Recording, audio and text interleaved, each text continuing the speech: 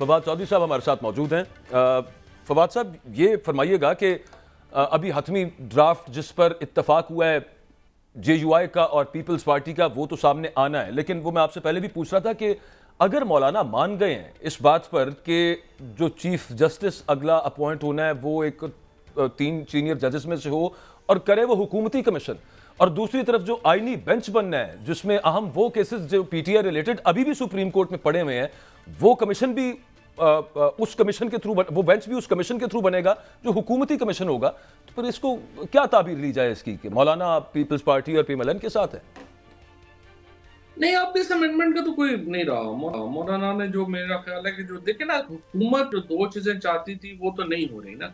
एक federal constitution court नहीं बन रही जिससे फायज ईसा साहब को 3 साल देने मकसूद थे, और दूसरा मिलिट्री कोर्ट्स जो हैं वो भी नहीं है। अब ये जो बेंच बन रहा है या ये जो 3 मेंबर बना रहे हैं, ये कर रहे हैं, इसकी कोई तुक वैसे कोई नहीं बनती, लेकिन हुकूमत का ख्याल है कि ये बेंच बनाने से पता नहीं क्या कर लेंगे। मुझे तो कोई समझ ही नहीं आई कि ये हुकूमत ने क्या किया। गुजारिश ये है ना कि जो आईनी बेंच बनना है उसके सामने ही वो केस लगना है जो मिलिट्री कोर्ट से रिलेटेड है, सिविलियंस के मिलिट्री कोर्ट के ट्रायल से रिलेटेड है, और वो अपनी मर्जी से जज उठा के उसमें हुकूमत लगा दे। हाँ, तो वो जज का मसला यही है ना कि वो इन्हीं 17 जजेस में से जज लगाने हैं ना, 22 तो नहीं ला सकते। एग्जैक्टली। ये जो 17 जजेस हैं अभी, उनमें से आप इस वक्त तो मसला ये है, हुकूमत पहले तो आप ये समझिए ना, हुकूमत ये क्यों करना चाह रही। हुकूमत ये इसलिए करना चाह रही थी कि जी जो सुप्रीम कोर्ट से फैसले आए उनमें हमें कोई सरप्राइज ना हो, जज फैसले से पहले हमारे साथ शेयर कर लिया करें फैसले। ठीक। अब ये जो तरमीम आई है इसके नतीजे में देखिए ना, असल तो ये था कि फेडरल कॉन्स्टिट्यूशन कोर्ट बनती, उसमें ही अपने हैंड पे जजेस लगा लेते। अब वो हुआ नहीं है। अब ये जो 17 जजेस हैं, इनमें से कोई एक आध कोई जज ऐसा हो, एक दो, जो ऐसी एश्योरेंस हुकूमत जिस लेवल पे चाह रही है उसकी करा दे। बाकी जजेस तो देखें ऐसे नहीं है, they are independent and fairly independent. नहीं, हम तो यही खुशगुबानी सबके बारे रखेंगे। फवाद भाई कथा कलामी माफ, आखिरी पॉइंट जी। अच्छा, अब इसमें ये जो 2 मेजर इश्यूज चूंकि इनके निकल गए हैं, तो अभी वापस इस अमेंडमेंट में कोई खास चीज रह नहीं गई। ये पास भी हो जाएगी तो कोई फर्क नहीं पड़ेगा, जुडिशरी ने इसको वापस ले आना है 3 महीनों में, और आप देखेंगे जुडिशरी विल असर्ट अगेन, वो वापस हो जाएगी, कोई इसमें इशू नहीं होगा। वैसे तो इनको करनी नहीं चाहिए, वापस ले लेनी चाहिए। आप इसमें अगर जो है कोई ऐसा अपने मकासद उनके हाल ही नहीं हो रहे। ठीक। फवाद भाई, अभी बिलावल भुट्टो साहब ने जो फरमा रहे हैं उसमें जो मुझे बात समझ आई है वो आईनी तरामीम पर मौलाना वो कहते हैं तैयार हो जाएं, बहुत अच्छा है, हमारे पास ऑप्शन भी और भी मौजूद है, हमारे पास ऑप्शन मौजूद हैं तरामीम मंजूर करवाने के। ख्वाजा आसिफ साहब को भी मैंने सुना है, वो भी कुछ इस किस्म की बातें कर रहे हैं, कुछ तड़ियाँ करवा रहे हैं, कुछ समझ नहीं आ रही ये ऑप्शन क्या है। मुझे ज़रा कोई आसान ज़बान में बताएंगे कि इनके पास क्या ऑप्शन हो सकते हैं फवाद भाई? एक पहली बात तो यह है कि इस तरमीम में जो एक अच्छी तरमीम है जो एक्चुअली बाद में किसी वक्त होनी चाहिए, वो ये है जो पार्लिमानी कमीशन को और इस कमीशन को इकट्ठा कर रहे हैं, और जो हाई कोर्ट के जजेस का एक मैकेनिज्म बना रहे हैं कि उनकी कारकर्दगी जो है वो चेक हो। ये 2 अच्छी तरमीम है, और इनको आगे जाके किसी वक्त के ऊपर प्रोमलगेट करना जो है वो होना चाहिए, क्योंकि पार्लियामेंट की जो असर है जजेस की अपॉइंटमेंट में वो लाजमन होना चाहिए। बट इस तरह की फॉर्म 47 की पार्लियामेंट का तो नहीं, लेकिन जो हकीकी पार्लियामेंट है उसको डेफिनेटली से होनी चाहिए अपॉइंटमेंट ऑफ जजेस में। अच्छा, दूसरी बात है बट साहब, बड़ी सीधी बात है, इस हुकूमत से ये एक्सपेक्ट करना कि ये कोई मॉरल को केयर करेगी, ये कोई अखलाक की केयर करेंगे, ये कोई कानून की या आइन की कोई केयर करेंगे, वो तो इन्होंने अपने एक्शन से अब तक साबित किया है कि इनका ये मसले ही नहीं। लिहाजा एक ही वजह है जिसकी वजह से ये अमेंडमेंट अभी तक पेश नहीं हुई, और वो ये है कि नंबर नहीं। अगर नंबर इनके पास होते तो इन्होंने JUI को भी जूते की नोक पे रखना था, PTI को भी नोक पे रखना था, इन्होंने अपनी पार्टी लेके आना था। अब प्रॉब्लम ये है कि जो अगवा करके लोगों को ये नंबर पूरे करने की कोशिश जो की है, उसके ऊपर बहुत ज्यादा रिएक्शन आ गया है। आपने देखा यूनाइटेड नेशन के इस वक्त जो रैपिटोर हैं, उन्होंने पहले 26वीं यानी तरमीम के ऊपर बड़ा सख्त रिएक्शन दिया है, और अब इस वक्त जनेवा में पाकिस्तान का जो ह्यूमन राइट्स रिकॉर्ड है उसके ऊपर रिपोर्ट तैयार हो रही है, और वो पाकिस्तान के लिए बड़ी इंपॉर्टेंट रिपोर्ट है, क्योंकि वो फिर GSP+ और बाकी मामलात के ऊपर जो है वो असरअंदाज होती है। और इस वक्त जो एक सिचुएशन है यूनाइटेड नेशंस में, वो पाकिस्तान के लिए बड़ी हौसला अफजा नहीं है as far as human rights are concern. तो ये लोग मेरे ख्याल में तीसरी और प्रोबेबली ज्यादा इंपॉर्टेंट, देखिए पाकिस्तान तरीके इंसाफ की तो साबित हो गया ना कि इतनी कैपेसिटी नहीं है कि वो कोई मौसर तहरीक चला सके, और उसमें अपनी पॉलिटिक्स की भी बड़ी गलती है। लेकिन अगर तरीके इंसाफ, फजलुर रहमान और वकला ये तीन इकट्ठे हो जाए ना जी, तो फिर ये हुकूमत सस्टेन ही नहीं कर सकती, ये हुकूमत हफ्ता नहीं निकाल सकती। लिहाजा इनको ये भी डर है कि ये मौलाना फजलुर रहमान को पार्लियामेंट के अंदर रोंद के अगर तरमीम मंजूर करवाएंगे, और मौलाना ने ये अनाउंस कर दी कोई तहरीक जो वो कर भी चुके हैं, मीरपुर के जलसे में भी की है, अब्दुल गफूर हैदरी साहब ने सेनेट में भी जो है वो की है। उन्होंने ये अगर कर दिया कि हम जो है वो ये नहीं होने देंगे, और वो कॉल करते हैं लोगों को इस्लामाबाद में, तो देखिए फिर पीटीआई का भी जो सारा वर्कर है वो अनलॉक हो जाएगा, वकील भी अनलॉक हो जाएंगे, तो ये फिर लाखों का मजमा होगा, इसको संभालना इस हुकूमत की कैपेसिटी ये है। इसके अलावा चल सब चलें, जिन लोगों को उठाया या धौंस धमकी लालच दे के, उसके हवाले से बिल्कुल ठीक है, पाकिस्तान पे प्रेशर आ गया, बट वो इलेक्शन कमीशन वाला मामला, मतलब एक दफ़ा सुप्रीम कोर्ट ने 8 जजेस ने मेजॉरिटी जजमेंट आ गई कि आप ये पीटीआई को दें, नहीं दी आज तक उन्होंने, वो दोबारा वजाहत मांग ली, फिर दूसरी दफ़ा तीसरी दफ़ा वजाहत मांग ली, सुप्रीम कोर्ट ने फिर दे दी, उनका फिर करने का इरादा नहीं लगता। तो क्या पता इसकी तरफ इशारा कर रहे हो बिलावल या अता तारड़ साहब या ख्वाजा आसिफ साहब के इलेक्शन कमीशन ऑफ पाकिस्तान के नोटिफाई वो मखसूस नशिस्तें दोबारा हमारे हक में वो कर देगा, तो फिर ज़रूरत ही कोई नहीं रहेगी। वो तो फिर कल के फैसले के बाद हो नहीं सकता। अटॉर्नी जनरल ने भी ऑर्डर कर दिया, अटॉर्नी जनरल ने अपनी ओपिनियन भी दे दी है कि आप जो है वो नहीं कर सकते। अगर वो इलेक्शन कमीशन भी जिस तरह से इस वक्त इस्लामाबाद पुलिस है, लाहौर पुलिस है, वैसे ही आप FIA है, वैसे ही इलेक्शन कमीशन है, सिलेक्शन इधर देखे ना, पाकिस्तान में हमने जुल्म इन 2 सालों में जो हुआ है, आपने पार्लियामेंट का इदारा खत्म कर दिया है, आपने FIA खत्म कर दी, आपने पुलिस खत्म कर दी, आपने जो है वो इलेक्शन कमीशन खत्म कर दिया। अब एक इदारा जो थोड़ा बहुत काम कर रहा है, जुडिशरी, ये कहते हैं जब तक हम उसको खत्म ना करें ना, उससे मजा नहीं आना, अब हम उसके पीछे पड़ गए। सो पाकिस्तान के अंदर जो इस वक्त एक सिचुएशन है, एक लॉलेसनेस की सिचुएशन है, कॉन्स्टिट्यूशन जो है उसकी नहीं समझ आ रही कि वो प्रोमलगेशन में है या नहीं है।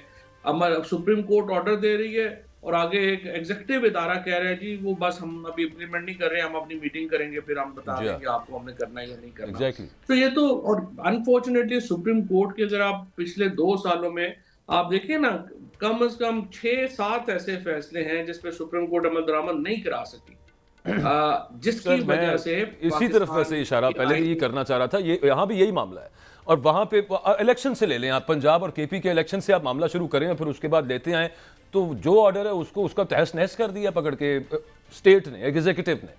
नहीं मान रहे तो नहीं मान रहे। जैसे अभी आप कह रहे थे कि वापस ले लेगी जुडिशरी 2-3 महीने तक, मैं वही पूछना चाह रहा था कैसे ले लेगी वापस? पहले तो अपने ऑर्डर इंप्लीमेंट नहीं करवा पाए, एक बंदे पे आज तक उन्होंने कंटेम्प्ट नहीं लगाई कि आपने हमारी बात नहीं मानी, आगे कैसे ले लेंगे फवाद साहब? नहीं, बात यह है कि हर जो एक्शन होता है ना, उसका एक कहते हैं ना, every action has equal but opposite reaction. So जब इस तरह का रद्द अमल अगर ये जजों को ना देते और आहिस्ता आहिस्ता बात चलती रहती, उसी तरह से चलता रहता था। आप देखिए ना, जुडिशरी को जितना दीवार से लगा दिया गया है, उसके बाद रिएक्शन आना है। मसलन आपने इस्लामाबाद हाई कोर्ट के जजेस जो हैं, आप भी जानते हैं कि वो सारे को तरीके इंसाफ के जज तो नहीं थे, वो तरीके इंसाफ के तो फ्रैंकली उनमें से ज्यादातर मुखालिफ ही थे। लेकिन उनको जब दीवार से ही आपने लगा दिया तो उनको रद्द अमल देना पड़ा। इन्होंने सुप्रीम कोर्ट को भी दीवार से लगा दिया है, सुप्रीम कोर्ट को रद्द अमल देना पड़ेगा, वरना सुप्रीम कोर्ट खत्म हो जाएगी। फवाद भाई, जैसे आप फरमा रहे हैं कि सुप्रीम कोर्ट को दीवार से लगा दिया गया, जजों को रद्द अमल देना पड़ेगा, गौसफ भी इस्लामाबाद में यही चल रही हैं कि अगर जस्टिस मंसूर साहब तशरीफ ले आए एज अ चीफ जस्टिस तो फिर हुकूमत की हो जाएगी छुट्टी। इसलिए आप वकालत को मुझसे बहुत ज़्यादा समझते हैं और सियासतदान भी हैं, जजेस को भी समझते हैं। क्या आपको नज़र आ रहा है किबला कि जस्टिस मंसूर साहब और काजी फाइज ईसा की जगह पर अब कोई नया नीचे से नाम ऊपर आ रहा है? को खबर दें सर, आपके पास खबर होती है?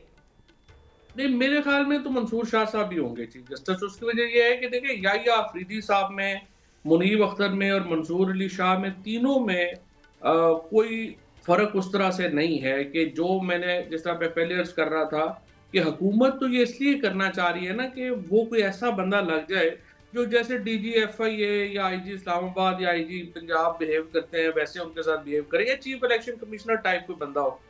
ये तो देखिए तीनों वो नहीं है, ये तीनों इंडिपेंडेंट लोग हैं। और I will be really surprised कि अगर याहिया अफरीदी साहब जो हैं वो उनको ऑफर भी की जाए तो वो कबूल भी करें इसको। इसलिए हुकूमत को भी इस चीज़ का अंदाजा है। तो मेरे ख्याल में अगला चीफ जस्टिस तो मंसूर अली शाह ही है। ये देखे ना, यही एग्जैक्ट यही वाली बात आ गई। जो अमेंडमेंट्स में हमें जो पता है अभी तक मुसविदे के अंदर कि अगर 3 में से 1 रिफ्यूज कर दे तो फिर वो उससे अगले वाले पे चले जाएंगे। तो इसके बहुत सारे चांसेस हैं कि याहिया अफरीदी साहब रिफ्यूज कर देंगे जब जस्टिस मुनीब और अच्छा उनका एक पास्ट कॉन्डक्ट ये रहा है बेंचेस के हवाले से। हम देख चुके हैं कि मुख्तलिफ बेंचेस में से वो उठे हैं कि मेरे से सीनियर जज हैं, उनको वो नहीं है, मैं यहाँ पर नहीं बैठ रहा। और ये इसी वजह से कल से ये चाहे वो गोइयाँ भी हैं कि अगर ये याहिया अफरीदी साहब को किया जाए, ऑफर की जाए, मैं ऑफर ही कहूँगा कि भाई आप हमारे ख्याल में मौजूद तरीन है चीफ जस्टिस बनने के लिए, वो रिफ्यूज कर दें, अगले जस्टिस अमीनुद्दीन खान साहब आ जाएंगे उन 3 लोगों के अंदर। देखिए लेकिन बाकी मसला ये है कि ये अभी की जो सुप्रीम कोर्ट में अगर ये आईनी तरमीम मंजूर हो जाए ना, फिर चीफ जस्टिस की कोई अहमियत नहीं है। Chief justice is only a figure head, क्योंकि जो असल अहमियत है फिर है जो कॉन्स्टिट्यूशन कोर्ट का हेड लगाया जाएगा उसकी। नहीं सर, और उसका जो प्रोसेस गुजारिश सुन उसकी अहमियत मैं इस सेंस में अर्ज करूं कि प्रैक्टिस एंड प्रोसीजर एक्ट के तहत पहले उन्होंने कहा जनाब ये 3 रुकनी कमेटी है, ये फैसला किया करी कि बेंच बनाने का। फिर उनको ख्याल आया कि नहीं ओहो ये तो बड़ा मसला हो गया, वो एक ऑर्डिनेंस ले आए, काजी साहब ने उस पर अमल करते हुए अपनी मर्जी से उसमें जजेस रख लिए। तीसरा काम सर ये भी हो सकता है कि प्रैक्टिस एंड प्रोसीजर एक्ट ही खत्म हो जाए, वो तो उनके काम में वो दोबारा चीफ जस्टिस के पास सारा रोस्टर चला जाएगा। नहीं लेकिन अब तो फिर रूल्स बनाने पड़ेंगे ना। फायज ईसा साहब में और बाकी अमीनुद्दीन में बड़ा फर्क है। और अभी मुझे तो ये भी शक ही है कि इन 17 जजेस में से कोई भी मंसूर अली शाह को सुपरसीड करेगा। आई सीरियसली डाउट दैट कि कोई जज जो है वो मंसूर अली शाह को सुपरसीड करेगा। ठीक फवाद भाई, इस वक्त जो मौजूदा PTI की क़यादत है, बानी PTI तो जेल में है, ना अखबार है, ना TV है, ना कोई राब्ता है पिछले कई दिनों से। तो जो मौजूदा क़यादत है मैं समझता हूँ वो खलंडरे सियासतदानों पर मुश्तमिल है। और इस वक्त मौलाना फजल रहमान को जिस तरह वो शिकवे और शिकायत कर रहे हैं, तो है मुझे तो लग रहा है चेयरमैन PTI मौलाना फजल रहमान इस वक्त नज़र आ रहे हैं। क्या ये जो मौजूदा क़यादत है ये इमरान खान को जेल से बाहर निकाल सकती है, आईनी तरमीम रोक सकती है, ये कुछ करती नज़र आ सकती है आपको? Is it possible? देखिए जी, आज इमरान खान अगर जेल में है तो वो तहरीक इंसाफ की लीडरशिप की वजह से, इसमें कोई दो राय नहीं है। 80% पाकिस्तान जिस पार्टी के साथ खड़ा है उसके अंदर ये, और अनफॉर्चुनेटली चूंकि सिलेक्शन इमरान खान ने की है तो जाहिर है कि इमरान खान ही समझते हैं कि ये लोग जो है वो उन्होंने क्यों इतने बेज़रर किस्म के लोग जो हैं वो लगाए हैं। और जब भी उन्हें खान साहब को मौका मिला है उन्होंने उसको उस्मान गुलजार लगा दिया, इधर महमूद खान लगा दिया, इधर अब गौहर लगा दिया, सलमान को लगा दिया। तो ये तो एक खान साहब का एक ट्रेंड है, उसी के मुताबिक उन्होंने लोग जो है वो लगाए। चौधरी साहब, लेकिन ये तो आप कह रहे हैं कि खान साहब अपनी वजह से जेल में है, ये तो आपकी बात खान साहब अपनी पॉलिटिक्स का जो उनकी सिलेक्शन है लोगों की वो तबाहकुन है। और उन्होंने ये लोग जो लगाए हैं उससे तरीके इंसाफ की जो चोले हैं वो हिल गई हैं। आप देखिए, मैं इन पे हैरान हूँ। आज जब भी ये बातचीत कर रहे थे, एजाज चौधरी साहब जो है वो सेनेटर, वो बेचारा जेल में है, किसी ने नहीं कहा कि जनाब हमारा सेनेटर की तो प्रोडक्शन ऑर्डर करें, आप पूरे पाकिस्तान के कर रहे हैं। सारे इंतजार, आज 9वें दिन से अपना मिसिंग पर्सन है, कोई PTI का बंदा लीडरशिप नहीं कह रही कि इंतजार को तो जो है वो किया जाए। आपके लोगों को देखिए उसका नुकसान क्या हुआ है, इमरान खान को क्या नुकसान हुआ है और PTI को क्या नुकसान हुआ है कि अब इतनी बड़ी जमात, इतना लोग उसके साथ खड़े हैं और उसकी हैसियत ये हो गई है कि हर आता जाता बंदे ही थप्पड़ मार के चला जाता है। देखें, अदालतें देखें, आप हाई कोर्ट्स के कहने के बावजूद, अगर बार बार कहने के बावजूद लोग फिर गिरफ्तार हो रहे थे, जिस पर वो 6 जजेस ने जो खत लिखा उसका जिक्र किया। उसके अलावा बार बार जलसों की एहतजाज की इजाजत देने के बाद एक दफा इंतजामिया ने इजाजत नहीं दी करने दिए जलसे। मुबादा कुजा ये कि इजाजत देते उन्होंने लोग गिरफ्तार और उनकी मजे करना शुरू कर दिए। तो PTI जो भी कर ले, जब पूरी रियासत में उसको कुचलने लगी हुई तो क्या करेगी? नहीं बाजवा साहब, आप तो मतलब ऐसे बात करें ना कि जैसे बिजनेस एज यूजुअल है। देखिए, ऐसा रवैया रियासत का बाकियों के ऊपर नहीं है। मसलन जब मौलाना फजलुर रहमान ने परसों रात को ये कहा कि अगर आप बदमाशी करेंगे तो हमें फिर बदमाशी से जवाब देना पड़ेगा, जी। और रात को 1:30 बजे सोए हुए कपड़ों में रात को 1:15 बजे शहबाज शरीफ और बिलावल भुट्टो जो है वो मौलाना फजलुर रहमान के पास पहुंचे और उन्हें मनाने की जो है वो कोशिश की, क्योंकि उनको पता है कि इसका नुकसान और डेंजर क्या है। द बिगेस्ट प्रॉब्लम पीटीआई की लीडरशिप ने जो किया, जो इमरान खान के साथ ज्यादती की और जो पीटीआई के साथ ज्यादती की, कि जो भरम होता है वही खो दिया। एवरीडे सुबह बैठते हैं, वीडियो अपलोड कर देगा, कोई अफगानिस्तान बैठा हुआ, कोई बाजोड़ बैठा हुआ, कोई लंदन अमेरिका बैठा हुआ, कि जी शाम को लोग निकल आए, 5 बजे एहतजाज होगा, वहां बंदा ही कोई नहीं होता। जो सारा भरम था पीटीआई का एक अवामी कुव्वत होने का, वो जो है तबाह बर्बाद कर दिया।